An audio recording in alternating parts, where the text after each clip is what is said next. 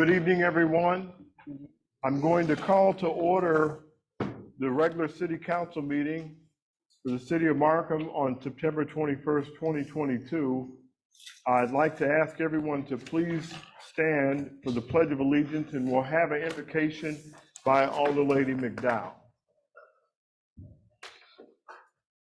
Pledge allegiance to the flag of the United States of America and to the republic for which it stands, one nation, under God, indivisible, with liberty and justice for all. Lord God, we thank you for blessing us to see another day. We ask you, Lord, come into our council chambers, bless each of the council member, bless their home.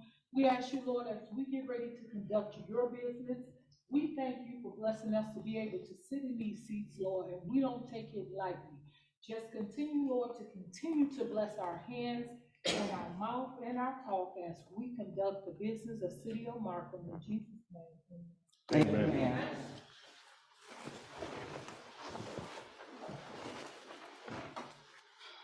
Roll call, please. Mayor Eckhour. Here. Barron. Present. Alderwoman McDowell. Present. Alderman Jones. Present. Alderwoman Hampton Hauser. Present. We have a quorum. Approval of minutes, regular city council meeting minutes, September 7th, 2022. They're not done. It'll be at the next meeting. Yes, that is correct. All right, so we don't have anything posted.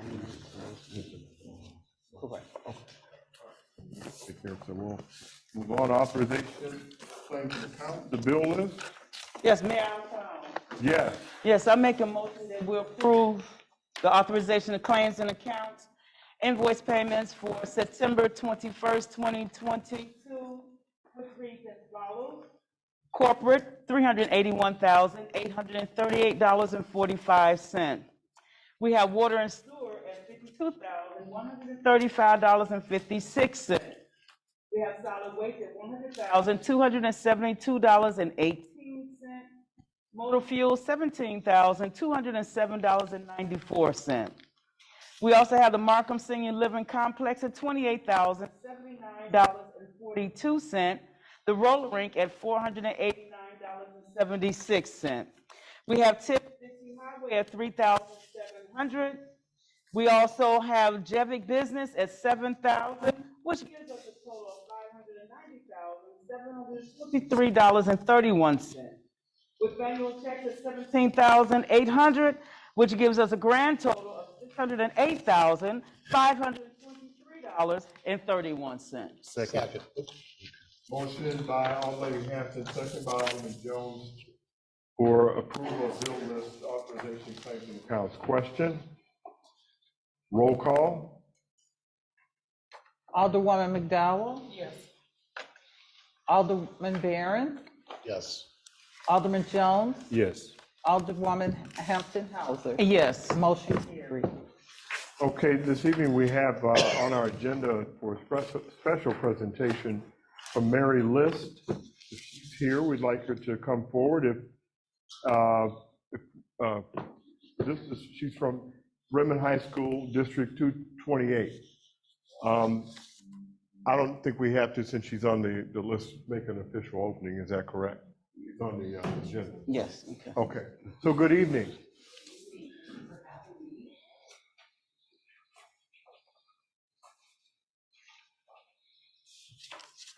So my name is Mary List. I am a proud school board member of Redmond High School District D228, and I'm here this evening to share some highlights and updates of some really amazing things happening in our high school district.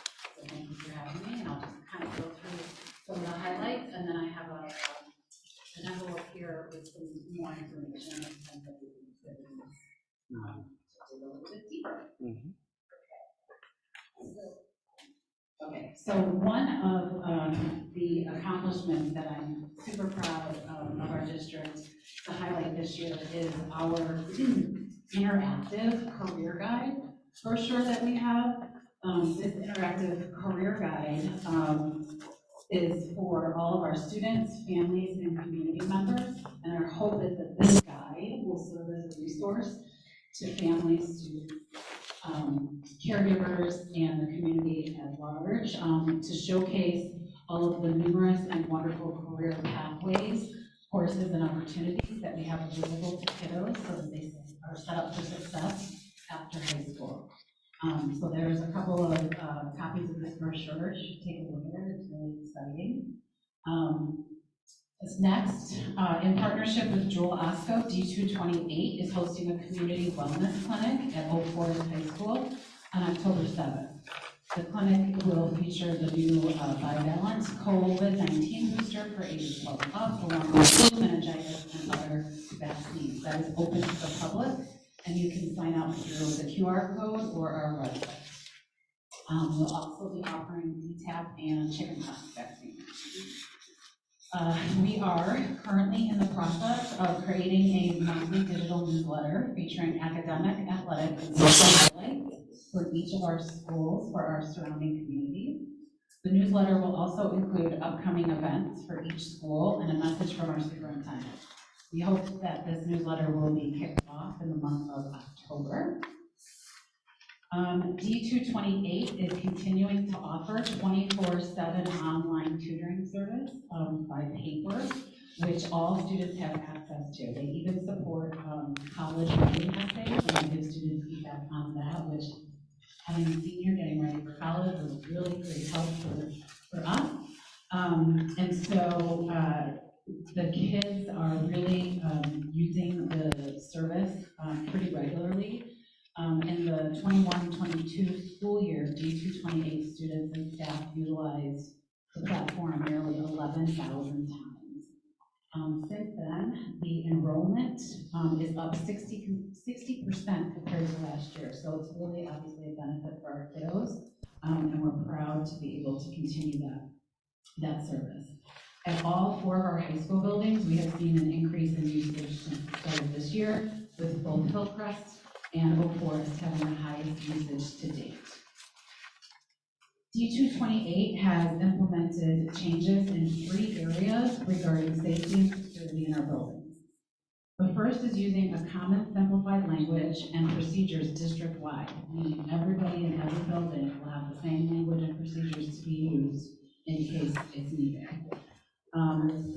Next, we are bringing in technologies that allow us to rapidly alert everyone in the case of a dangerous situation as soon as possible.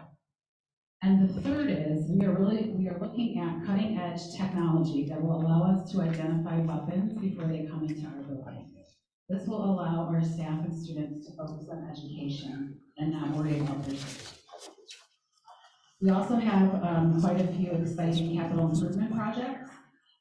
This summer, Bremen High School received a parking lot and tennis court replacement, a replacement of a domestic water pipe, LED lighting, and a ceiling grid in the main first floor hallways. At Oak Forest High School, we installed 88 bleacher renovations. Nurse's office was expanded and renovated. Social services and athletic director offices were built. There's an IMC roof replacement and a welding lab built. At Hillcrest High School, we replaced the parking lot and tennis courts. At Tinley, we repaired and refinished the back gym floor and also installed 88 bleacher renovations. In 2023, at Hillcrest High School, we will be installing 88 bleacher renovations, and at Bremen, we will also install the 88 bleacher renovations. A welding lab will be built, and a chiller will be replaced. The fiscal status of the district. This is the district's 6th year in a row with a balanced budget. Our anticipated financial profile status for 2022 is recognition, which is the highest profile districts can receive. We also have a very healthy fund balances with $17 million in working cash reserves. Our bond rating. The district has maintained its bond rating of A3, only 1 long-term debt outstanding bond. Qualified school construction bond will be paid off in 2041, and we have no other debts outstanding. Our enrollment this year, I'm happy to say, is up 98 students compared to this time last year. And I'm going to invite you to follow us on social media, check out the information that I have left here for you if you want to learn more about some of the updates and innovations that we're making in the district. And I thank you so much for your time tonight. Thank you. Thank you very much.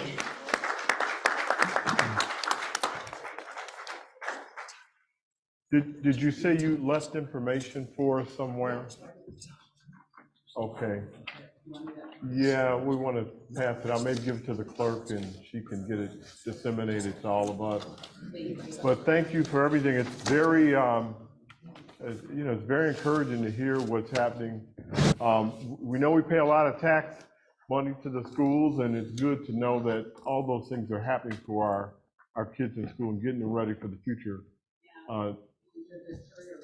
Yes.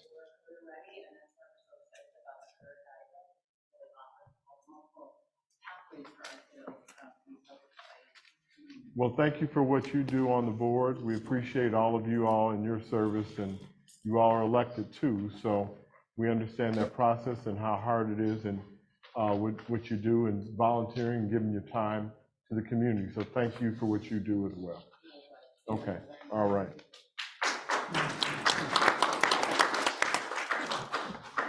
Okay, that is good to hear what's happening in our schools. We always are involved with all the districts from the elementary level school and clear up to the high school. So we're very involved with them. So that's very good that they came out. So we'll go over now to the city attorney's report. Good evening. Good evening. Mr. Mayor, members of the public, and members of the City Council, my report appears as follows, starting with 8A. 8A. We have a proposed ordinance consenting to the Cook County Class 8 Real Estate Tax Incentive for permanent index numbers. I'll read them off, 9 of them. 28, 23, 206, 001, 28, 23, 206, 002, 0000, 28, 206, 005, 0000, 28, 23, 26, 006, 0000, 28, 23, 206, 007, 0000, 28, 23, 206, 008, 0000, 28, 23, 206, 009, 0000, 28, 23, 206, 010, 0000, and 28, 23, 206, 011, 000, located at 3241 through 3245 West 159th Street and 15911 through 15935 South Spalding Avenue in Markham, being developed by WSSS LLC.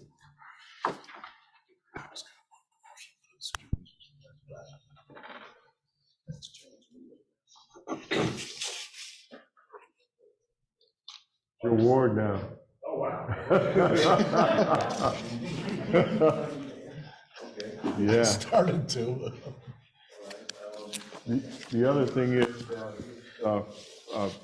just to mention, they're here this evening too. So, and I think they have a little bit of some things to talk to us about. If you want to do that first, you can. It's up to you. Let's open the meeting to All in favor? Aye. Okay, guys, have a good evening, Buddy Bear. You all you got some things you want to talk to us about tonight? Yeah. All right, well, please come forward. You can take the mic, and I know you have some easels up there with some information. Alderman Jones is the lead alderman in that ward over there, and you can. First of all, thank you very much for your evening. I did give out some things to everybody here, some air fresheners, a flyer that kind of has a list of our other locations. Obviously, I'm here to speak on behalf of the possibility of opening the Buddy Bear car wash here in Markham. I just want to explain a little bit about the operation of the marketing director for the company. We bring jobs and benefits in the community. We hire within. We're actively involved in every community that we're in. We got healthcare benefits, paid vacations, 401k for profit sharing for our employees. And we believe we're good neighbors. We come into a new area. Each one of our facilities averages about anywhere from $3 to $5 million. So it's also a big development into an area.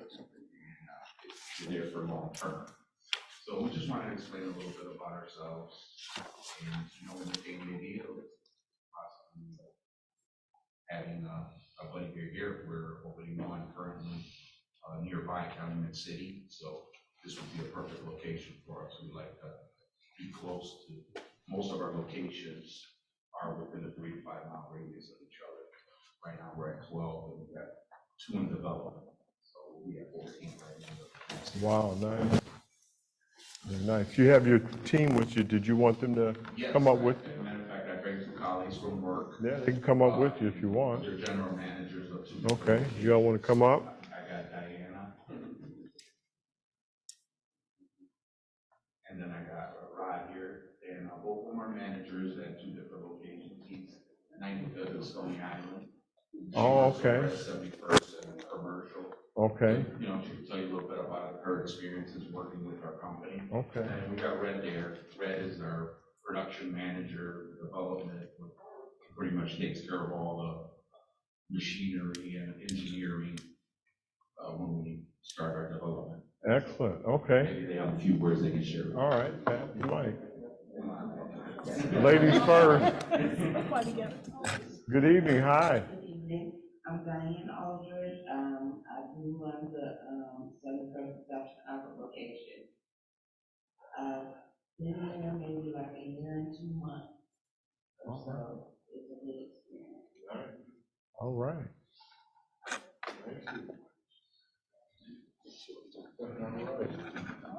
My name is Rod.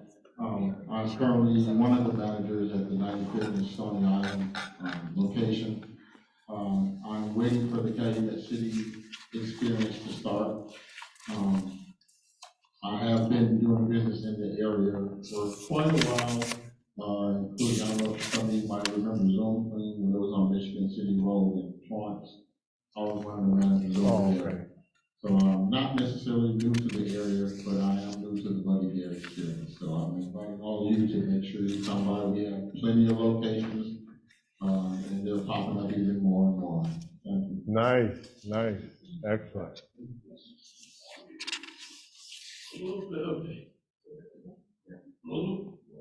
Oh, it's on. You're fine. We can hear you. A little bit of history. Buddy Bear's been around for 50 years. Wow. We still have our original car wash. Washington and Pulaski. Yeah, you're from the west side. I'm from Yeah. the west side. All right. We got nice Cicero too. Bill Vigerato, who owns it, his dad was Buddy. That's where the name came from. Okay. Buddy and I started the same year, 50 years ago. Tomorrow. Wow, congratulations. All right. There you go. Nice. We treat every car wash like it's our only one. Anybody can walk into any one of our stores. Always clean, well maintained. Otherwise, take care of me. All right. Thanks for having us. Well, thank you. Thank you very much. Well, thank you very much for your time. Just short and brief. I wanted to just introduce some of my coworkers, and you can see it is a company, but it's more of a family. We Yeah. all work together, and we normally grab people from new locations, and we develop. A lot of people come there thinking that they're just going to work temporarily, and they wind up doing a lifetime with us. We're very fortunate to have some employees that have been with us for over 20 years, and I think that stands for the way the owner does the business. Family, definitely. It's very nice. I visited 95th and Vincennes. That's a very nice location, and I went by recently, the one on Stony. It's very nice as well. Thank you. Yeah, we take pride. We try to keep up with the landscape. We offer help also. Hiring and stuff like that. And, try to get people on the right path. Sometimes that's all they need. Well, we're excited. We're laying the groundwork here for you all to come, and we're looking forward to it. I know that we've been talking with the group, your group and other developers for a couple of years, and we're right there now. So did Cal City already break ground? They're building? Oh, yeah, our building is up. It's up? And so is Maywood. Oh, okay, nice, okay. Calumet should be open, we're predicting late November. Well, I know both of those mayors, so I'm real jealous. I'm gonna tell them that.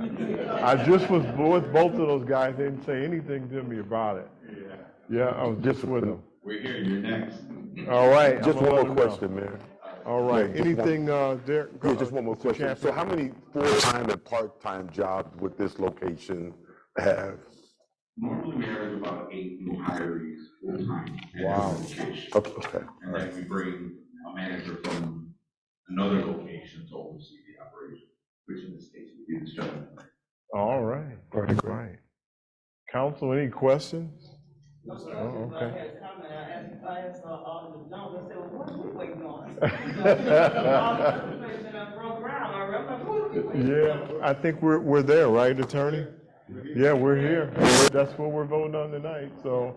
No questions. I did get an opportunity to read the packet and everything, and I'm very pleased with it. I have to say they were very thorough in reference to the information, sharing their information with their history, employees, the locations. So I'm very pleased. I do well. All right. We All look right. forward to it. All right, thank you. What are your, we can't see your easels. Yeah, these are renderings actually, Oh. kind of our model that we follow. So I the can turn them around. public can see them, everybody can see what they look like pretty good? Like a 3D render. Right. Kind of see our plan, we always go with the blue roof. Yeah, It'd be nice. yeah. Thank you, that looks very nice. They're all concrete buildings, and of course, our main objective is always the traffic flow. We Right. understand, so most of our facilities, the traffic is within our property, not on. That's the gonna, street. that's gonna be on 159th and Spalding, and, what was it, Spalding, and how far does it go?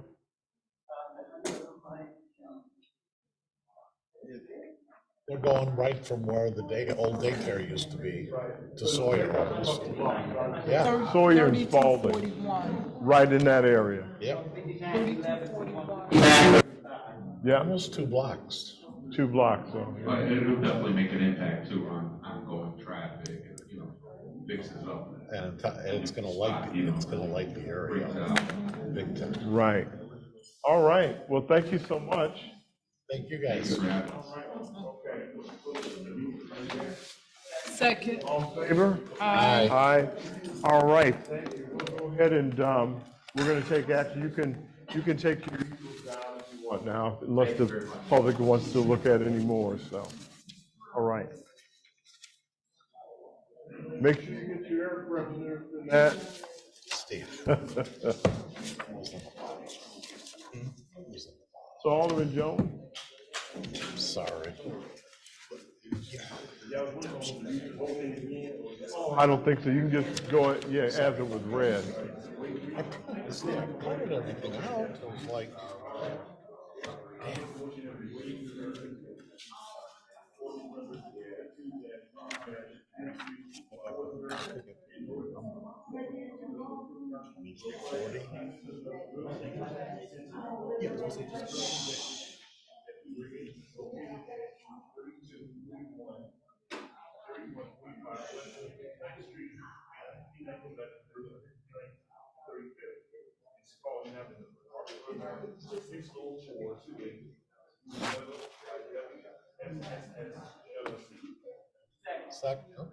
Motion by Alderman Jones, second by Alderman Barron for approval, to waive the reading of ordinance, for ordinance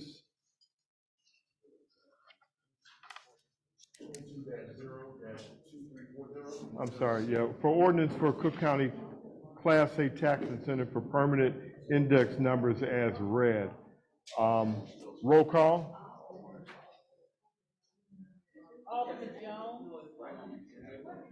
Yeah.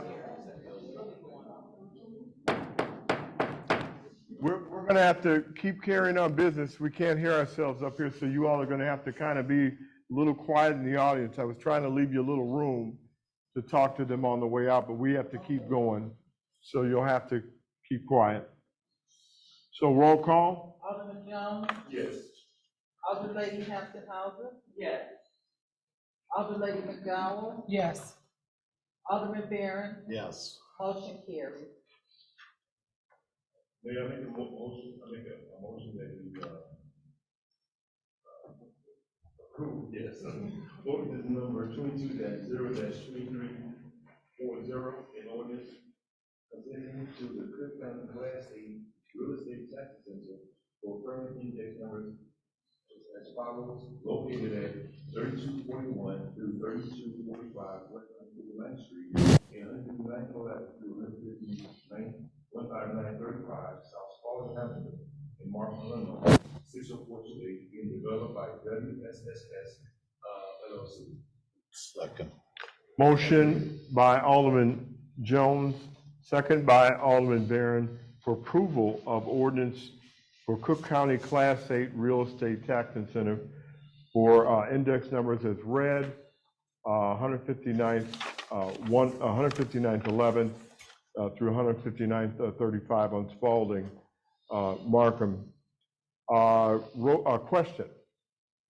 Roll call. Alderman Lady McDowell, Yes. Alderman Lady Hampton Houser, Yes. Alderman Jones, Yes. Alderman Barron, Yes. motion carries. Next, we have under 8B, a proposed resolution authorizing execution of a purchase and sale agreement between the city of Markham and Connect Freight Incorporated, 2100 West 163rd Street here in Markham. Mayor, Yes. I make a motion resolution approving the resolution authorizing the execution of a purchase of sale agreement between the city of Markham and Connect Freight and Company, 2100 West 163rd Street in Markham, Illinois, 60428, with resolution number 22-R-690. Second. Motion by Alderman Lady McDowell, second by Alderman Barron for a resolution authorizing execution of the purchase and sale agreement between the city of Markham and Connect Freight, Inc. Roll call? Alderman Jones, Yes. Alderman Lady McDowell, Yes. Alderman Barron, Yes. Alderman Lady Hampton Houser, Yes. motion carries. With respect to this, the exhibit B highlights, it has the purchase and sale agreements, which by the passengers are authorized and the mayor to sign it with a name, cost, the description. So this is just one more step in terms of moving towards the. I just have one thing to say. Mayor, I just want to point out, there's a piece of parcel that the city owns inside Connect Freight, this purchase sale agreement. And that piece of parcel was actually donated to the city by RACO.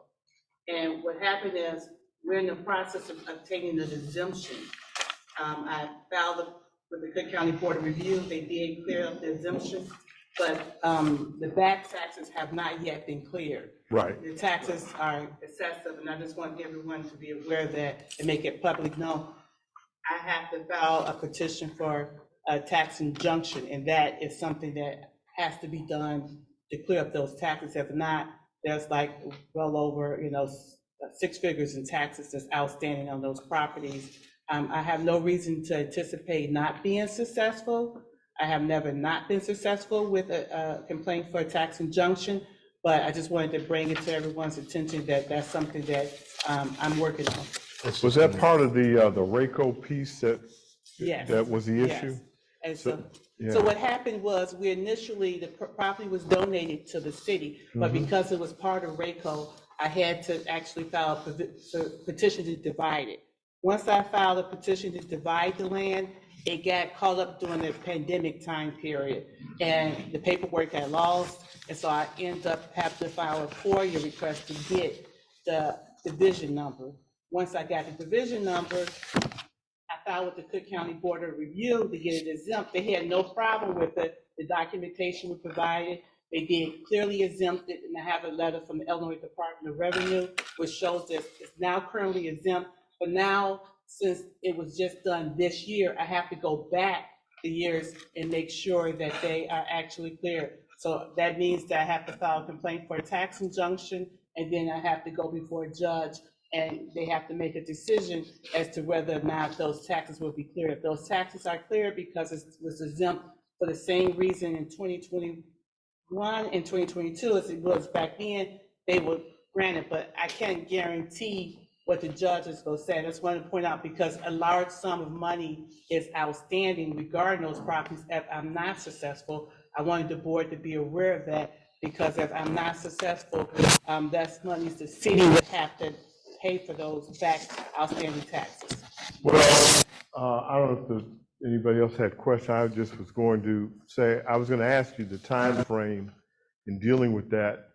You know, what's the usual time frame? But I also wanted to make sure that I offered myself and any of the other legislators here on our local legislative team that will help move that process, you know, wherever we can as well. That's what we're supposed to do. Mhm. You know, that's why we tell the public, and they come to block club meetings and things like that, the judges, well, to help us. This is where we need help. But if that be the case, I know the matter of that RACO land that, you know, I was talking to one of the colleagues here. I don't know who I was talking to, which alderman, but I don't know why they wanted every single inch over there anyway. And so if it really came down to it, I think that it could almost be a wash anyway, and they could still keep the project going, to be quite honest. I mean, that's my take on it. I've really looked at it, and they just wanted every single inch. Why, I don't know. I don't know, Attorney Miller, what your thoughts were. I did speak to the attorney, and the attorney said they need all that. They need all Yeah, that. they said they need it, but when I looked at the scope of the project and that, I just never seen anything like this before, where they just wanted every single inch. It really made no sense, because they took us right up to our scale, because RACO donated back, or I guess that's what they kind of done, right around our scale is what they did through the years, because we shared, the police would use the scale over there. And they said, oh no, we want to go right up to where we'd have to enter their property to go maintenance the scale. So I think that we're not going to get worried about it, but do your due diligence the best you can, and just let us know wherever we can help move the process. Okay. Yeah, and any of you on the board that got any questions about it, let me know, because I've kept up with it. And then Mr. Hanley drives me and Attorney crazy anyway, so. The title company would allow us to close like immediately, and we would do what's called a title indemnity, in which the city would promise that if it's not paid, if the taxes aren't clear, that they would pay it. But I think that it's best for the city to know if they're going to be liable for those taxes. Well, let's wait a little bit, let you get started for a minute, and then we also need to know kind of what that number is before we commit and say we're gonna take that type of that liability. And then we might have to have a talk with the owners about them wanting, you know, this land the way they want it. We could even let them go if they wanted to proceed now without that area, and then once that area is cleared up and we know that we can give it to them without having to pay back taxes, then, you know, consider that at a later date, because they can start the project, you know, with the understanding that if things go well with this one piece. And counsel, from what attorney is saying, you know, we very well could move with all this, and I'm not recommending that we do, but I'm saying that because when we close, we have a check coming to the city, but we don't want to give it back. So we don't want to do that, you know. Right. So Yeah, we don't want to lose it. You know, this is the time this council, this administration, we've prospered, and our people are prospering, and they're getting everything that they deserve, and we want to continue to do that. So it's good that we're talking about this, and it's good the public hears it, because this is what we're doing all the time, to try to make sure that we're getting the best that we can get out of it for everybody. So, all right, well, thank you for that. And since we were at, was it question? Or were we at a roll call, or where were we at here? So we're good then. Okay, all right. Okay, good. Was there anyone here from Connect Trade this evening? I don't think so. No. Okay. Yeah. All right, well, I'll notify them if that's the case, and that the contract will be executed, obviously subject to several things. Yeah. Which they're fully aware of. You all work on that and let us know. All right. Okay. Good enough. Next, we have under 8C, it's noted as project area. DCEO Rebuild Business Quarter Improvement Grant Project, Chicago Neighborhood Initiatives. Mr. Champion. Yes. And you can kind of, Mr. Champion, if you would assist the attorney under his report with this particular matter, and I know you have some representatives as well. Yes. And I know Attorney Michelle's worked with you on some of the background with the legal and the contracts and the agreements, and then you have some reps that may want to say a couple of things. That's correct. First of all, good evening, everyone, the council and members of the public. The city of Markham was awarded a grant through the Department of Commerce and Economic Opportunity last year.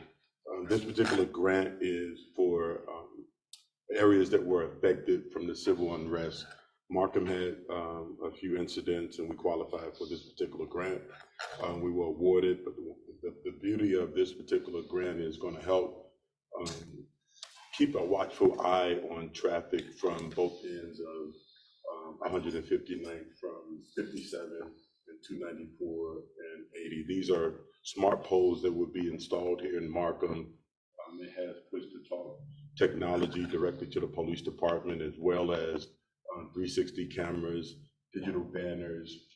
So just to name a few of the things, and I have one of the representatives, Dr. Thomas Bowling, who would kind of speak to this particular technology and the benefit and how it's going to help our businesses here locally. So at this time, I would like to bring Thomas to the mic just to kind of speak to this particular opportunity and really give us an oversight of this particular technology.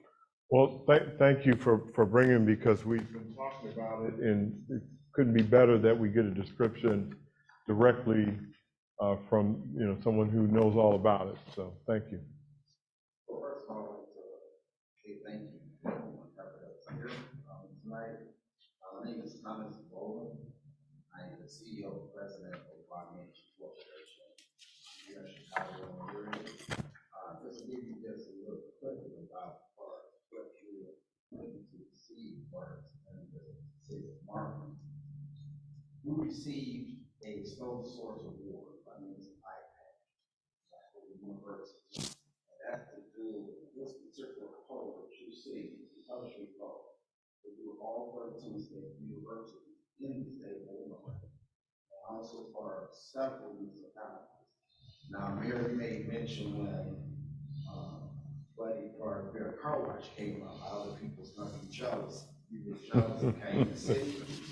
Well, the technology that's coming to the city of Markham, many people is gonna be jealous that you guys had it first. That's all right. This technology Yes. first here in this region. And what I'm gonna do is I'm gonna invite my executive vice president, Mark King. He's going to explain some of the good features or in this pole is going to be up on 159th Street to help the city of Markham. The same way where it's going to help in the universities, like if many of you all have children going to some universities in the state, you will be walking on that campus and you're going to see this Intelli Street pole. And you say, why does it call Parks and Culture? Or what are the features? How does it help Markham in as far as economic development? So, Mark, please.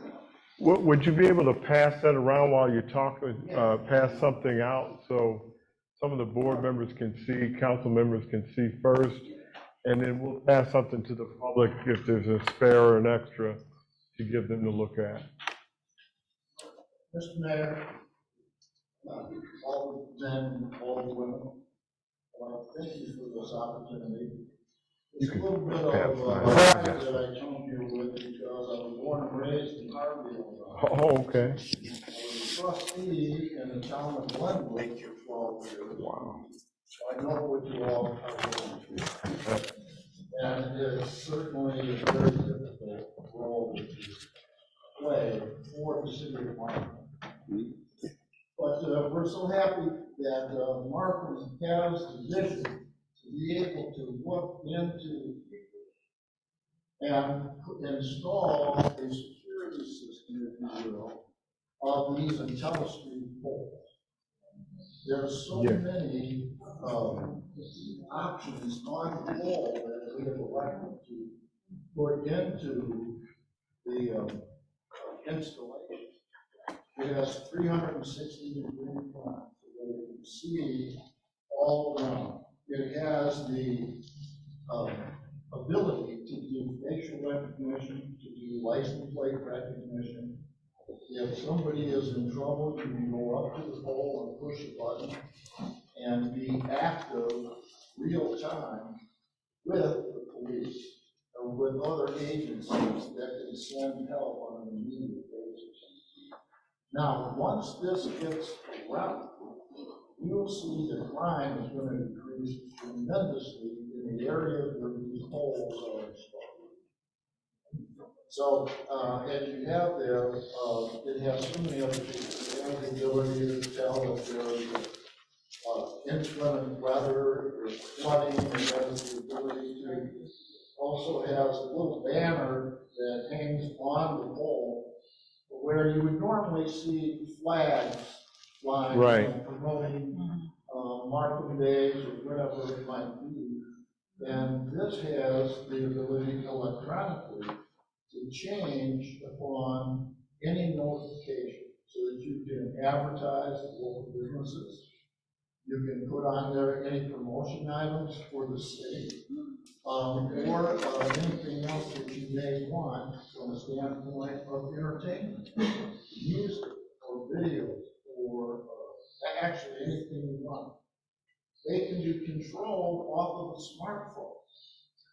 You can give each of you the capability of being able to know if one of those lights are out at any particular time, that it would go off. I mean, technology is just so amazing. And so, with that, we're just hopeful that the city is going to agree and move forward with this. As you know, Mr. Mayor, we've been actively engaged in this for quite some time now. Yep. And we're anxious to get started and make Markham just the diamond of the South Suburban area. We are members of the South Suburban Mayors Manager. We're members of the Chicagoland the Southland Chamber of Commerce. And it's been my whole life. And certainly Thomas is being invited to the southern suburbs. And so we're here to serve. That's all. Thank you very much. Anyone got any questions at all? I do have a question here. I'm sorry, not directly to the gentleman, but approximately how many, if I'm not mistaken, can you tell me how many of these light poles that you were actually designated to receive? I think it was a total of 35 was the time, I think, but 33, yeah, 33. Yes, 33. Yes. What's the grant amount? The grant amount? The grant amount was 900,000, I believe, and then we got it up to 1.3 or something now. Right. Yeah. 1.3 for 30 poles? 33. Yes. So that was including the labor too, correct? That's correct. Insulation. Yeah, that right. includes it being installed. Yeah. Up and down 159th Street. Yeah. So, Other than recording, taking Yes. Yes. Yes, it does. What did you say before he asked that? Oh, About? sorry, just another comment, just to let the residents know that the city of East St. Louis is receiving a proposal too, right, to work with DCO, and also Humboldt Park. There's another project we have up in the city on Chicago Road with our architectural vote. And in the state of New York, right, we're doing 150 cannabis dispensaries up there, right, with our technology. This technology we have is, according to Johnson Control, is 5 to 6 years to get there, right? That's why the university is like, we need to give you guys a sole source. Please do this stuff as far as the university, state university, and we look forward to the 56 years. Wonderful. We wanted to bring it here tomorrow, I mean, to the mayor and Derek, and just in case you guys, on 159 Wood Street to 167th Street, those lights that you see there, we did those lights in 2014. LED lights, that's all. Just that right road, you go down. Yep. Yes. All right. Yeah. Well, thank you so I do much. have Go one ahead. question. On the license plate reader, now, is that gonna be available, will that be fed to the Markham Police Department? Correct. Okay, and then maybe the state police, because it's a state highway? Exactly, and the controls and everything, strictly to your police department, and they will be trained on that system. And then who manages the digital, boards among the, lights? How is that managed? That's managed for our city internally, or we can do it ourselves in the township. And most people like to, we show them how to set up the banner and so forth. Usually ladies want for the Christmas time, the LED lights. Just think about how many times you don't have to have public works to put banners up. Right, so just on your phone, keypad, wherever, and it's there. We could put a digital flag just waving, huh? And it's also trying to let the Right. residents know in town, the city hall, on our particular night, and we are going to participate. Nice. Good information. Yeah. Wonderful. Any other questions? Yeah, we're gonna get these alongside Mark. See what you all started, we'll have them all over the place now. If I may share? Yes, attorney, go I would ahead. like to point out that they have been good neighbors in that when we started to have discussions about the grant agreement that's inside your packet, there were some changes in there. Yes. They did accommodate us in the changes. There's only one change that I wanted that was not accommodated, and that I wanted to have a performance bond. And that's something that it's something that we do, we have to pay, it's just not covered by the grant. Then also, I did have an opportunity to review the grant. I had an opportunity to see the 900,000 award. It's been my understanding that we had another award after this one. So of course, until I see the final award that shows that the 1.3 has been awarded, I would give it to you for execution if the board so desires to enter into this agreement. But I did review the 900,000 award. I'm just waiting for a copy of the 1.3 award. Okay. So, are we taking any action on this tonight, on this I think agreement? we should, because I don't want us to have a, inadvertently delay it where we could possibly lose these funds. It's a large sum of money, it's a good grant, a good opportunity. I just haven't seen all of the grant documents, but I've started the process, and I should be able to have all of them this week. So before you execute it, you will have a copy of it if the board wants to pass it, contingent on the, the production of all the grant documents to make sure that the grant is going to be liable as opposed to the city. That's fine, but I don't think we should delay it because it may somehow, delay the project. Alderman Barron, this is you, your area, and Alderman Jones. I'm sorry, I have a question.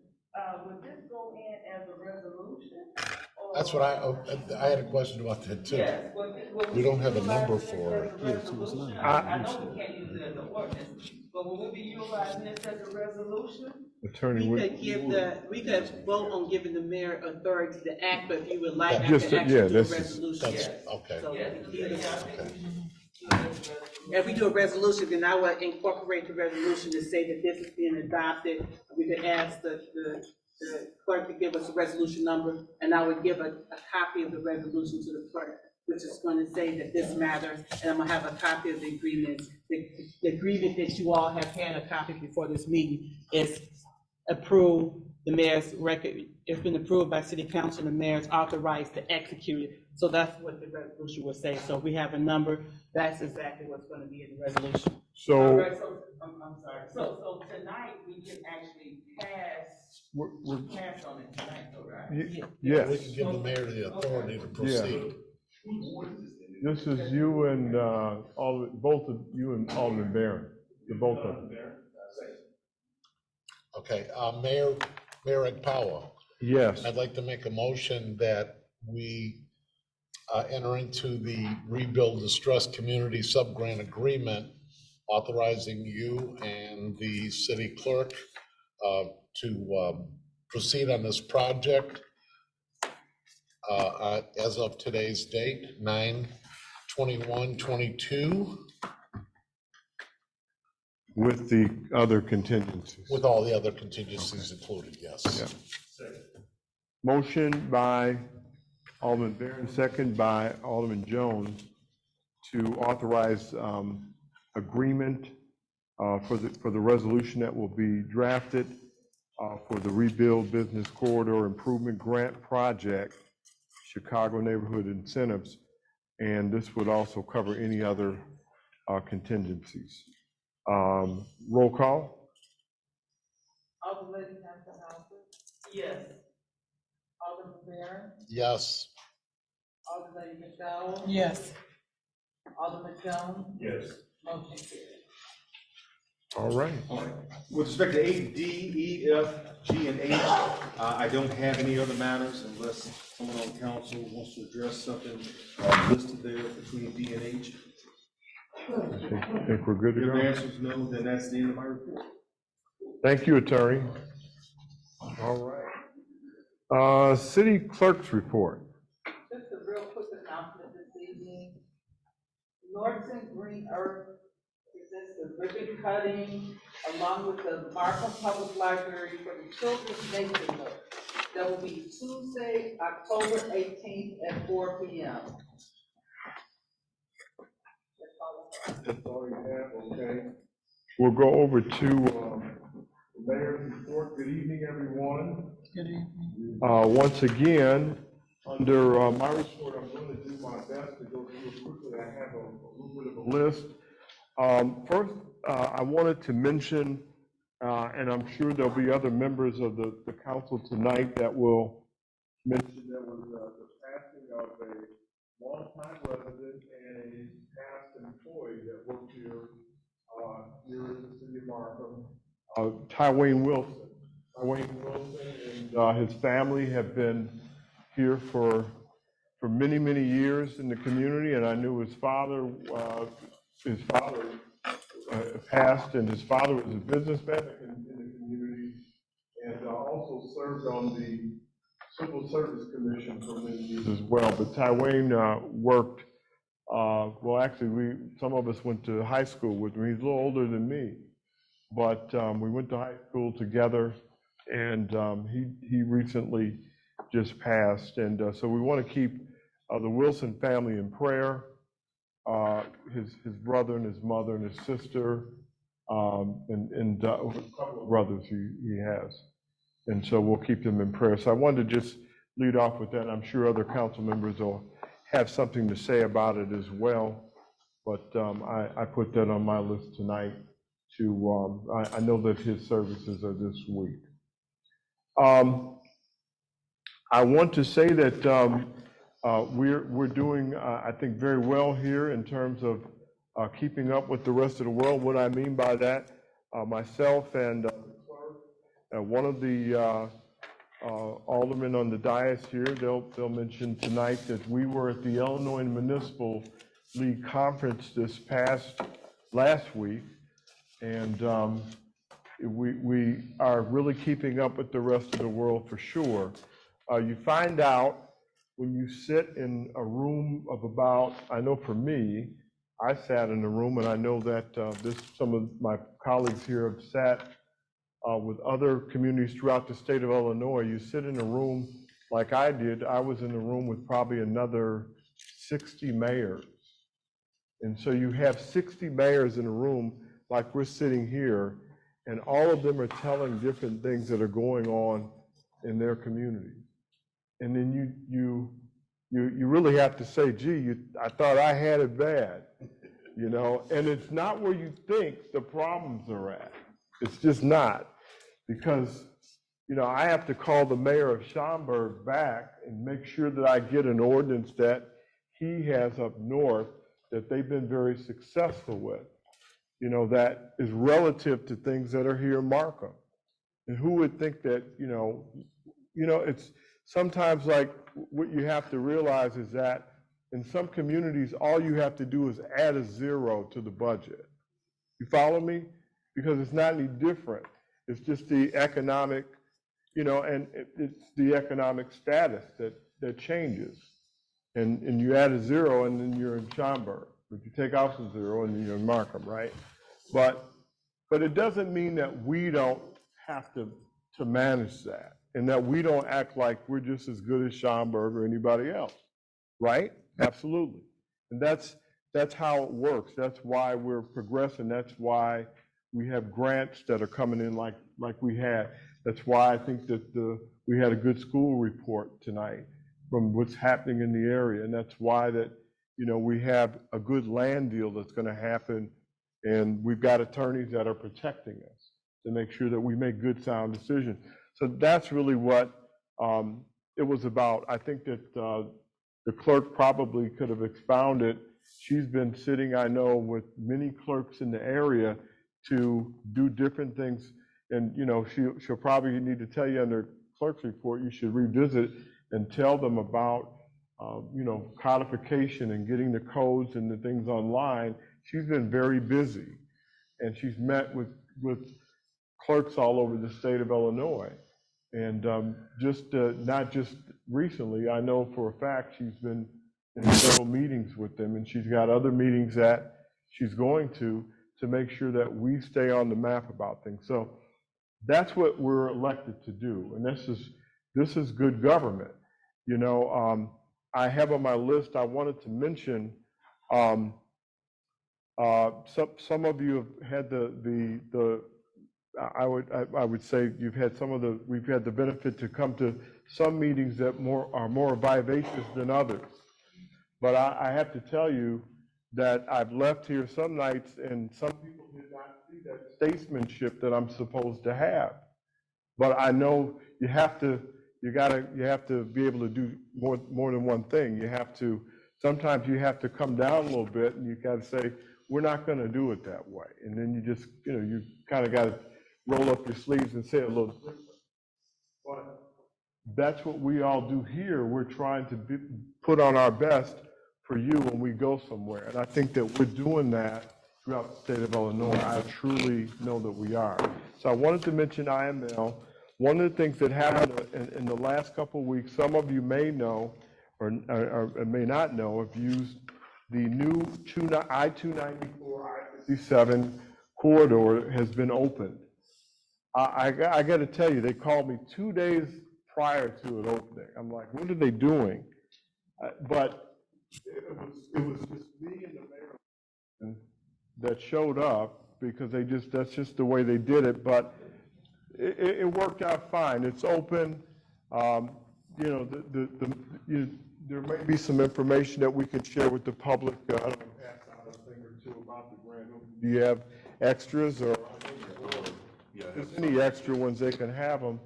But they gave us things. But really, it was, you know, it was a thing that I went to just tell us about what the project was. I was delighted to know that a few people from the area got work on that multi-million-dollar project. One of our businesses in Alderman Barron's ward, the Reyes Group on Crawford, did get part of that project. And Sanchez. And Sanchez as well, okay.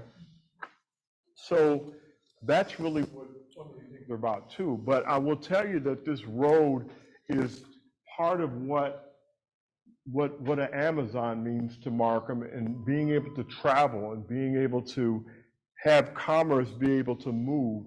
And that's what makes your town grow. That's what makes your community grow. Of course, we're going to protect you all from as much as we can with, you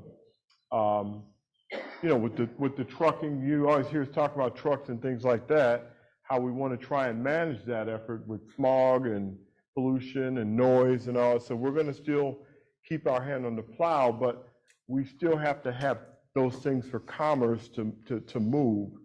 I'm involved with the Southland Regional Black Mayors Caucus. I'm the president of that. We're working with the governor diligently about the airport. And so we have meetings with him coming up very soon again, and we're all saying, let's get him now before the election, because you know how it goes before election, right? Except for us. We always do what we're supposed to do. We don't just come around at election time.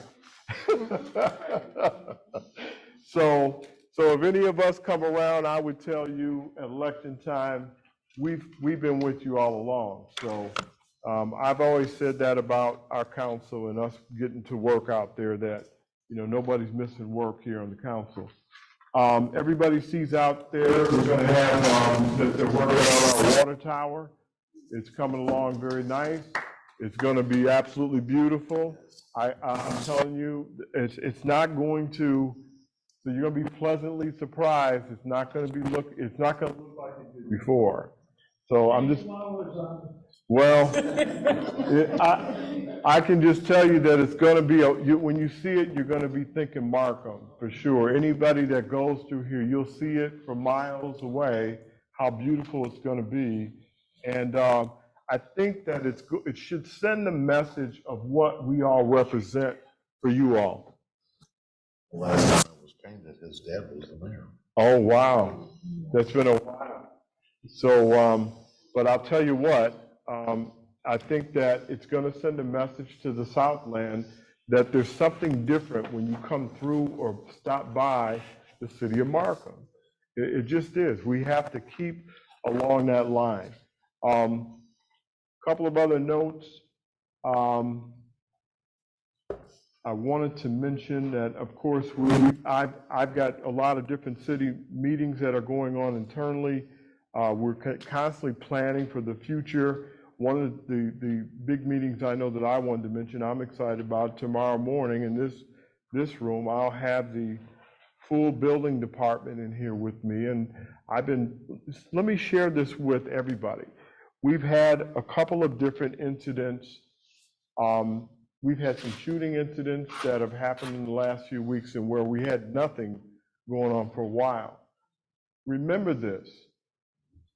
It's just like when we hear about crime somewhere, these people that do different things like that, they know somebody here.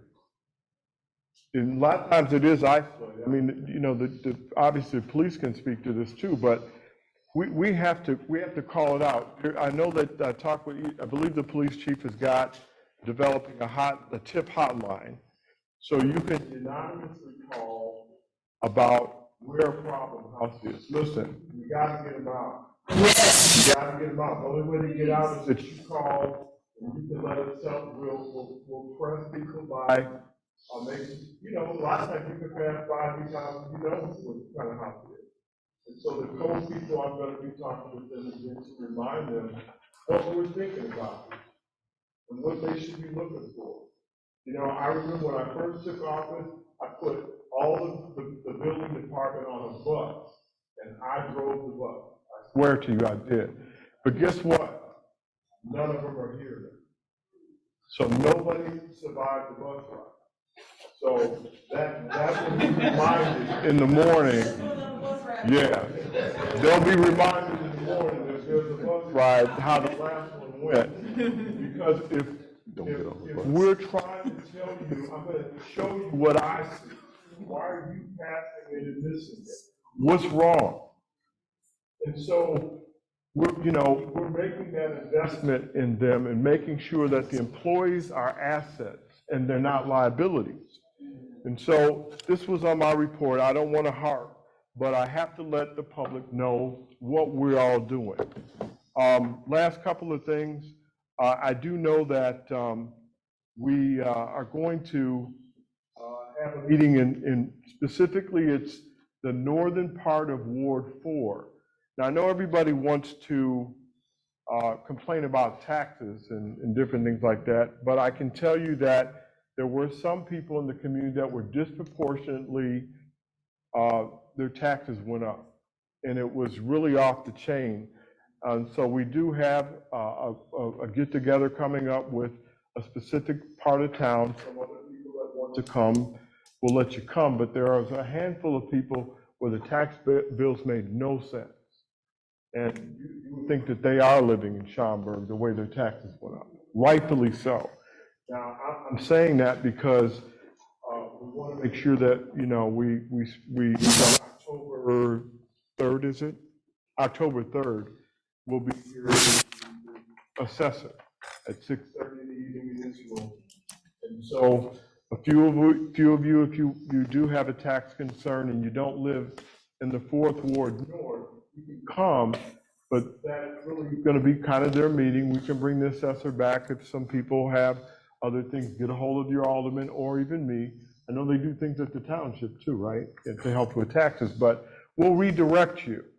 But we had some people that have been disproportionately charged with taxes, and so we're going to really try and address that.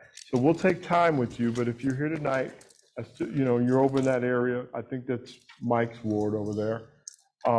You're welcome to come, but we'll just put you in line, but you can talk to me, Mr. Champion, or your alderman, and we'll make sure that we call out something for you about your taxes.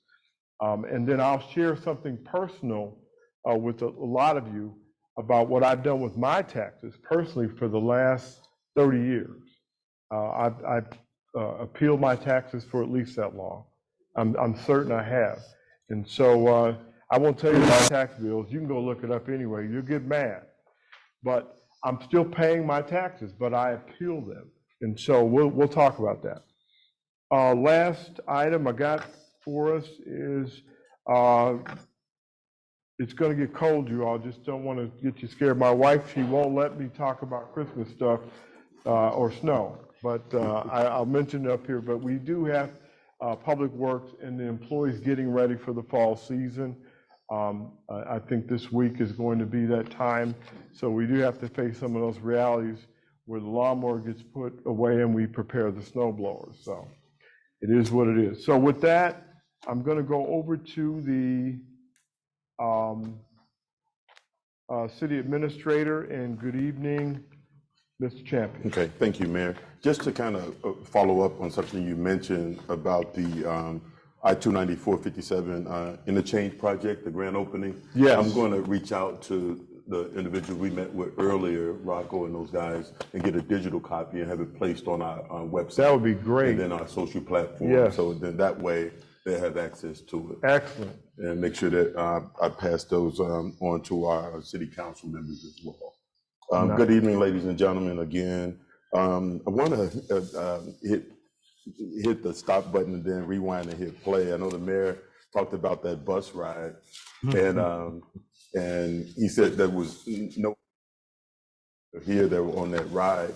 And I know that I talked to the mayor when I first arrived here, and we talked about what change is going to look like. And I said we need to go through a hard reset. I think the mayor hears me talk about that a lot. And I think that when you look at everything that's going on around Markham and the things that we have on our agenda as far as our quality of life and making sure that we are focusing on like nature nooks and green infrastructure, technology. This is what change is looking like, even getting the aesthetics of the water tower painted. But this is what leadership looks like up here, and we ought to applaud these individuals up here because they do a tremendous job in making sure that, you know, change is taking place for positive change, but it had to start inside in order for that change to take place. So I just wanted to speak to that a little bit. But the mayor and I, we had a meeting last week. You know, of course, Buddy Bear was, they were approved to go forward as part of business development, economic development here. That's a new TIF district over there. So Buddy Bear is just one piece to the puzzle that's going to go over there. I know the mayor and I met with a nice a restaurant last week. Yes, we did. And we are entertaining family-style restaurants. We have met with Mexican restaurants. We want to make sure that we are focusing on healthy options. So just know that we are continuing to build out the city of Markham, and it takes time, as you know, that Walgreens site has been demoed already. So just stay tuned. There's a lot of great things that are happening. We're working closely with our lobbyists and identifying additional funding opportunities.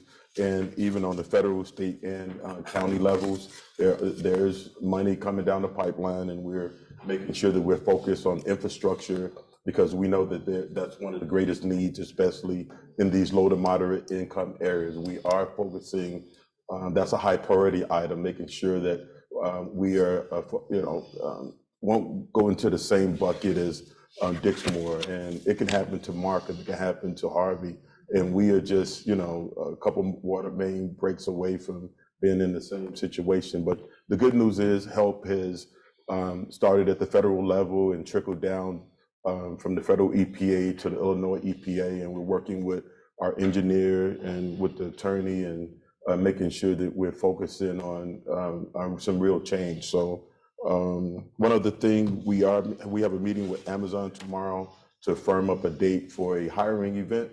So we will, not only Amazon, we'll be working with Wintrust and other companies that may be hiring as well, but we are focusing on Amazon coming here and having a hiring event. But I want to thank IntelliStreets and Obama Energy and Thomas for coming out this evening and really talking about this impactful grant that the city of Markham received, because it is a game changer. We're going to have bragging rights in the Southland, and being the first to display this kind of technology, I think is a big deal. But that starts with the mayor and the leadership that's up here at the council. So I'm really excited about that. And that concludes my report, Mayor. Thank you, Mr. Champion. Mr. Champion mentioned about infrastructure and things like that. The best place to get dollars and money for that is with our federal representation. How many of you know who Robin Kelly is? Raise your hand if you don't mind. Okay, great. And then I'm going to ask you one other question that's important, and I'm going to tell you why. That's where you get bigger dollars is from the federal government, especially for the needs that we have locally. I know that myself, Alderman Jones, we were just at a Democratic picnic for the Congresswoman, and I know that Alderman Barron gets very involved, and so was Alderman Hampton. We do what we can to support our other legislators that can bring those things back. But it's important that you all stay in contact with us so we can tell you as well, because they'll call you and they'll talk to you, because that's what they should do to get elected. But we locally need to stay in contact. You all need to communicate with us so we can get the message back. So if any of the legislators call you, you're going to know what to tell them, that from us, what we need. So how many of you know who Will Davis is? Anybody know? Okay, good. How many of you know who Napoleon Harris is? That's good. All right. Again, you hear from them. You need to hear from us of how that should go. We'll tell you. Say, well, hey, Mr. Senator, Mr. Legislator, I don't mind voting for you, but Markham has needs. And you can tune in, get a hold of your alderman, and they'll tell you what those needs are locally.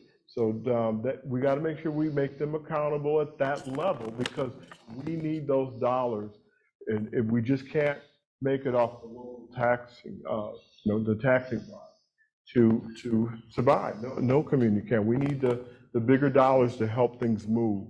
So I'm glad I pointed out those are our representatives locally here in the city of Markham, and I think we also we had Bobby Rush in one part, and now it will probably be Jonathan Jackson, I'm thinking, after the election.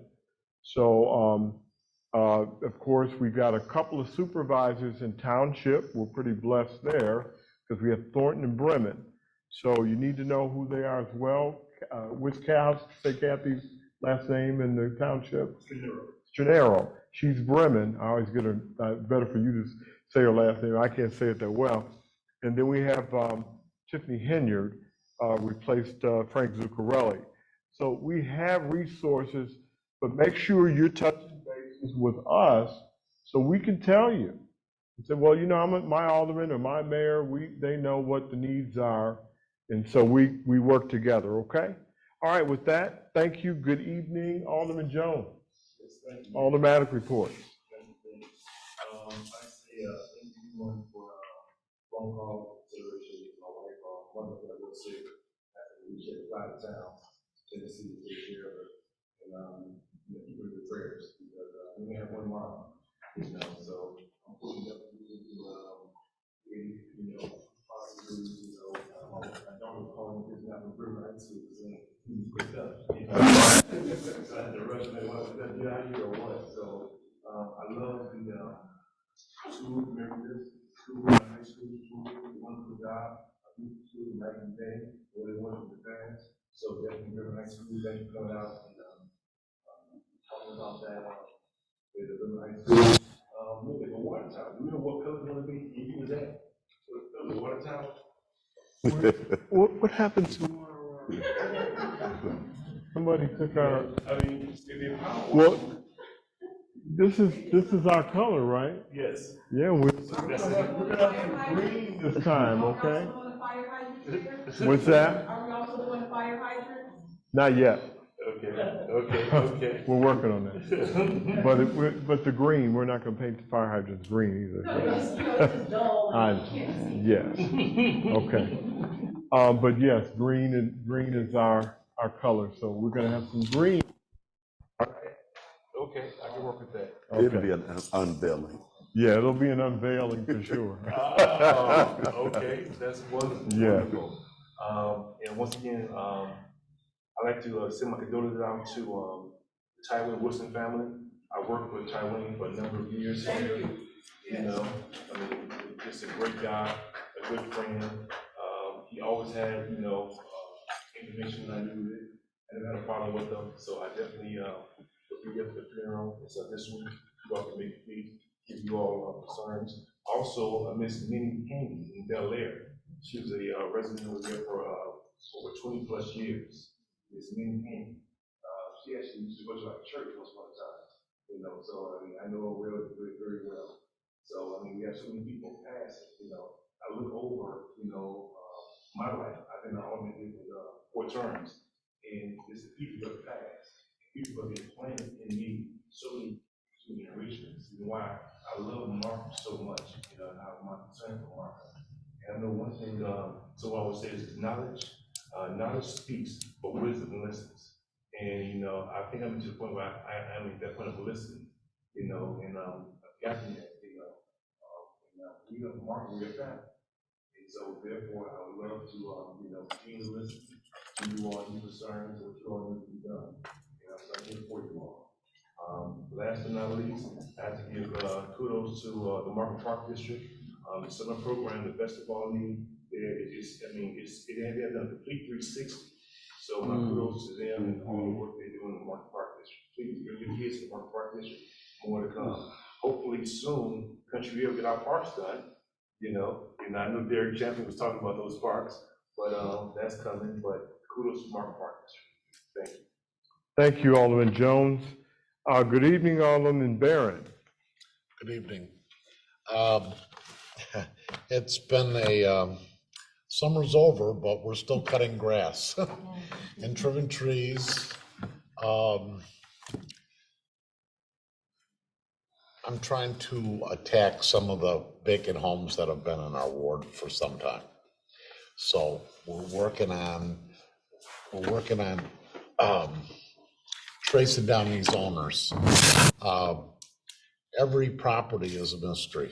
I can't believe it. You know, we were checking out one property and it shows that a lady that died 10 years ago owned it. And then there's been no tax bills generated. And the assessor's office doesn't know why.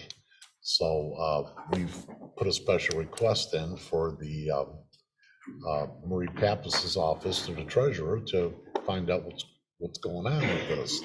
And, you know, I've had some vacant homes in our ward for 10, 12 years, and enough's enough. So this is what we're trying to attack, because I don't even know how many people we would say were dedicated to cutting grass, maintaining properties, trimming. Well, the tree trimming, you know, some of those we've had to job out, but Markham has more than its share of trees. you know, and I'll tell you, I think probably one of the worst areas is the pump house area, because that thing is just full of cottonwoods. And some of them are 80 years old. And it's so dangerous. So we're working on several different fronts. One thing I'd like to mention, I don't even know that if Alderman Jones knew, but she used to be in my ward, but Ruby Fenton just passed away. Okay. So I knew her family, but the kids growing up and their dad. So she hasn't been in Markham for about a year. Her health was failing, and the son moved her into his home. But from my understanding, she died peacefully. So my condolences to the Fenton family. They've been part of Markham for a very long time. There was one other thing I wanted to mention.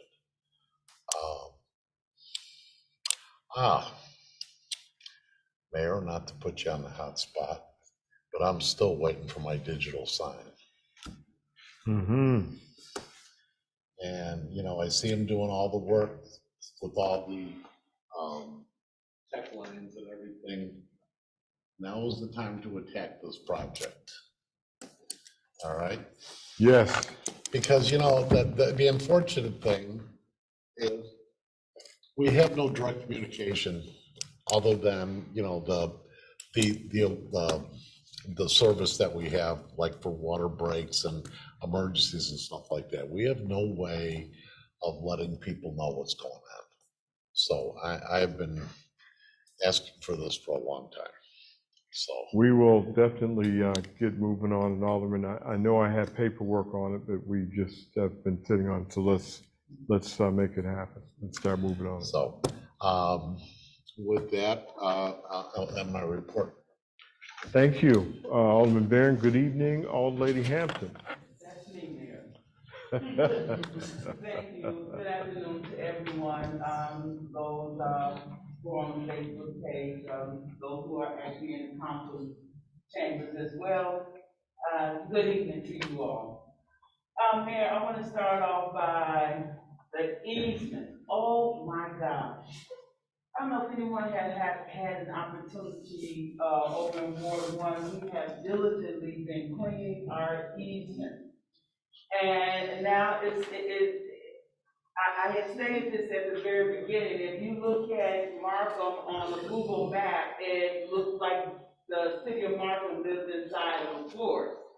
But now, and plus in due time or whatever, we have actually been in there, we've been cleaning out these easements, and it's just breathtaking to see one end of the block to the other end of the block, and the easements, and it's all cleared out.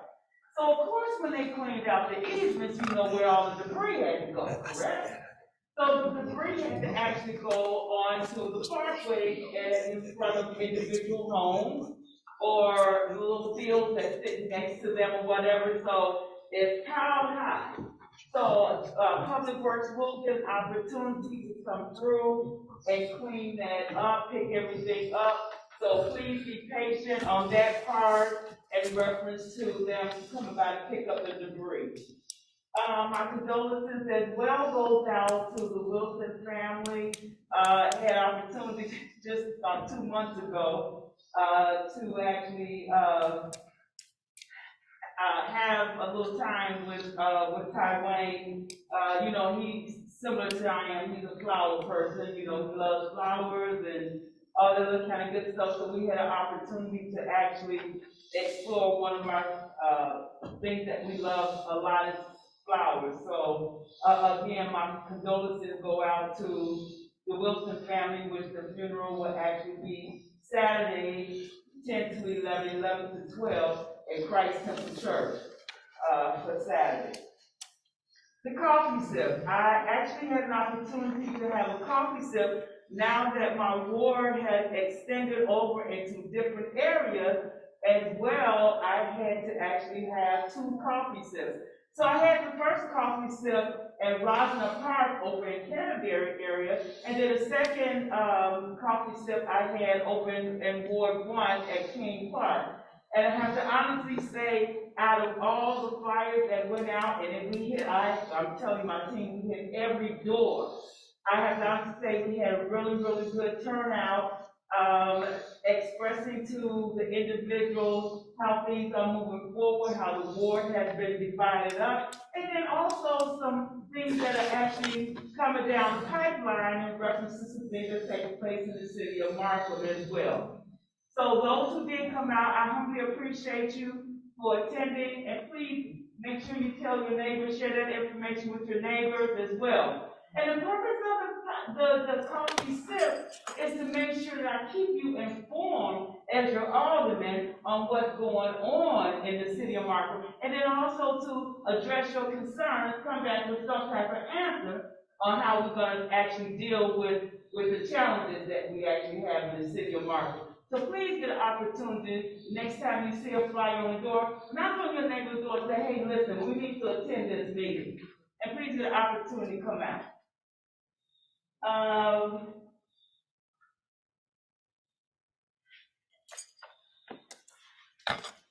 Speeders, we do still have a lot of speeders, car speeders in our city, in our ward as well.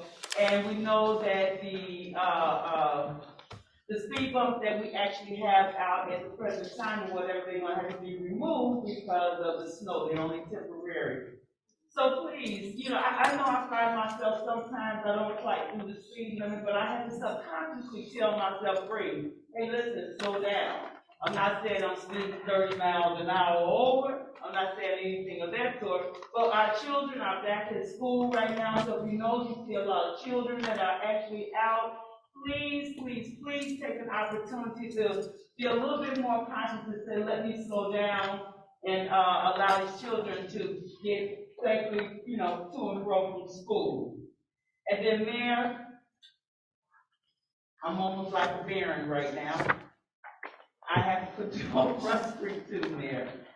We have to address some concerns on Park Avenue in reference to, which you and I, we have had conversation, and I met with quite a few of the homeowners on Park Avenue as well. A couple of things we have to address. We have to try to figure out some strategic way of actually slowing down that traffic on Park Avenue. We also had to strategically figure out a way how we're gonna deal with the water that's still traveling down on the east side of the street.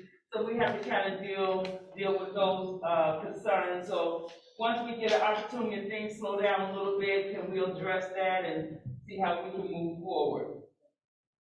And then, you can't read your own handwriting. We had, we had a few break-ins, a few issues with, some break-ins or whatever, and I want to, put kudos out to the police department for responding, in an expeditious way to make sure that we can, tackle and deal with those issues, and I have to honestly say we're moving forward. I'm saying that we're gonna be on point on everything that we do or whatever, but we are diligently, as a city, as a whole, trying to expeditiously, tackle the concerns that come up into our community. So I wanna just, send out kudos to the police department.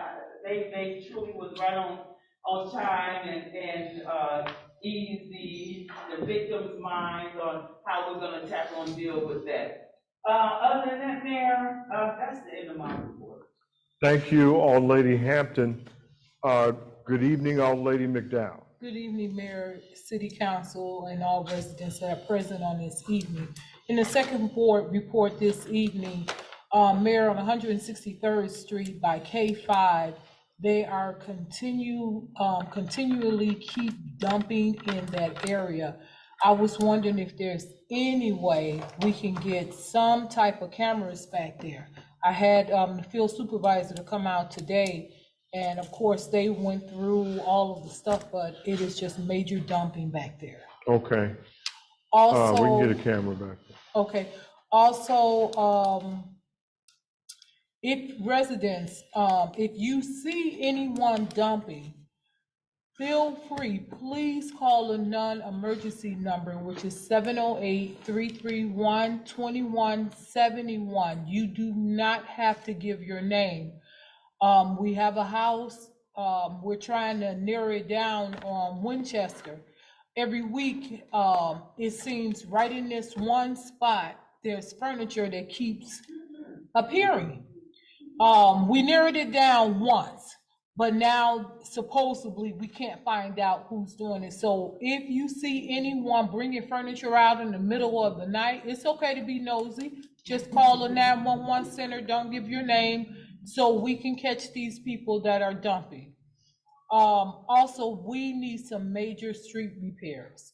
164th in Winchester, 164th in Honoree, and 161 in Honoree.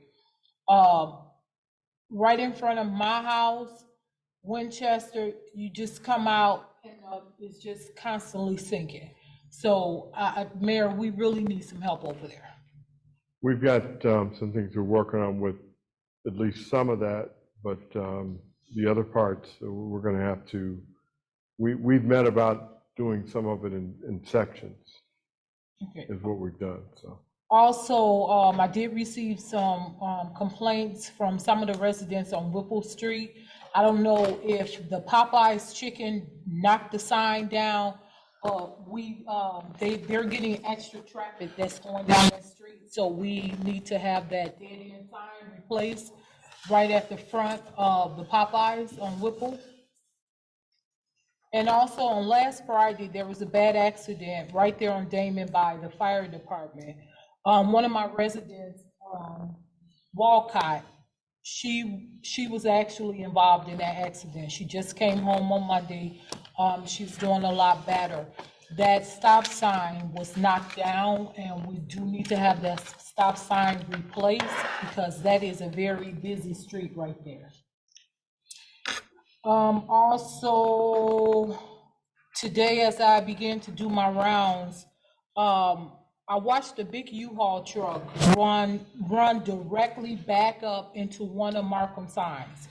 I called our deputy chief and he sent the police car right out there. And I sat there and waited, and the guy didn't know who I was. And I told him I was one of the alderwomen, and he ran into the sign. Another guy tried to fix it, but the police, I have pictures for the police department, so when they show up to court and say they didn't do it, we have proof that they tore up one of our signs. Also, my condolences go out to the Wilson family. That viewing is also on Friday from 5 to 7 at WW Hope. So if you cannot make the funeral on Saturday, they are doing a viewing at W Hope on Friday from 5 to 7, and that is the end of my report. Thank you. Thank you, Old Lady McDowell. And we'll go over to public session. Mayor Ike Powell, Yes, I make a motion that we open the meeting to the public. all in favor? Aye. Ayes have it. Good evening, public. You're going to address the city council. You'll need to sign in. If you have not, you can do it quickly. But you will have 3 minutes to come to the dais. But we'll call our first person up, but you need to do it now. So you can call the first person.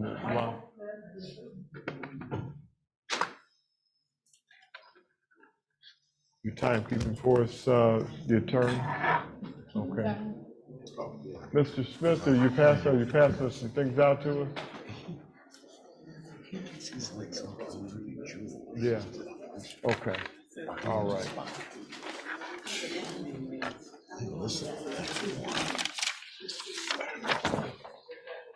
Thank you. They need Mike. You have 2 more? Thank you very much.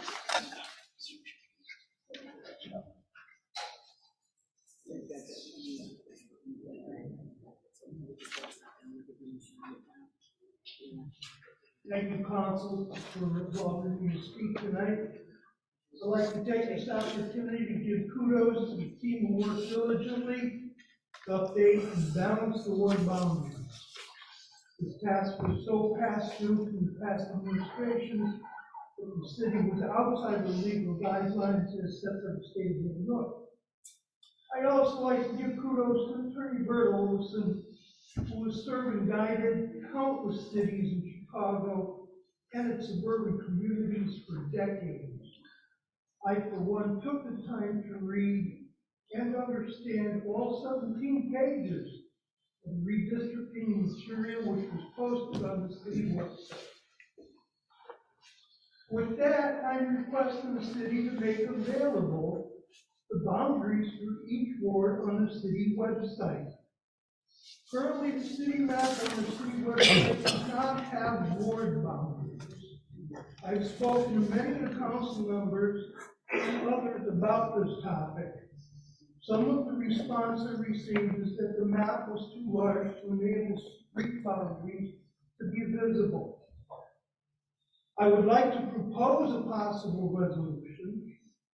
On the map itself or elsewhere on the website, we create 4 focal points for each of the 4 wards, which would then open a map encompassing its individual ward boundaries. This would be an easy task for any IT individuals. Furthermore, about IT work on our city website, I would like to see improvements to it. I acknowledge it does have the basics for the various departments, but there is room for improvement. It should be more of a living document where residents can go for current and future community events. It should become a go-to point for information for residents. My own experience with attempts to use the city website has been disappointing. There are many post points, however, most had no information behind them. Also, some information which I would find was woefully post-dated and useless info. I'm not going to elongate our meeting this evening with some of the specifics, but I do believe there's room for these types of improvements. Thank you. Thank you, Mike. I appreciate it for your comments.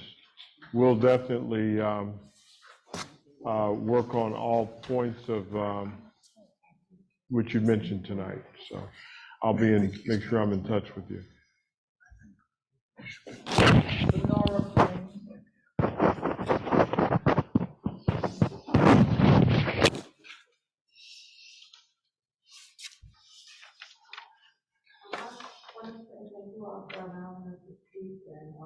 You touched on it earlier, Mayor, about the.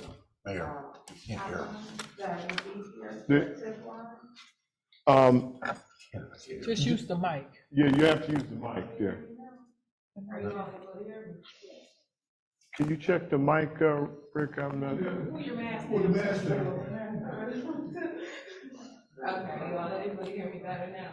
That's better. A little better. Sorry about that. Well, thank you all for allowing us to speak, and speaking with us.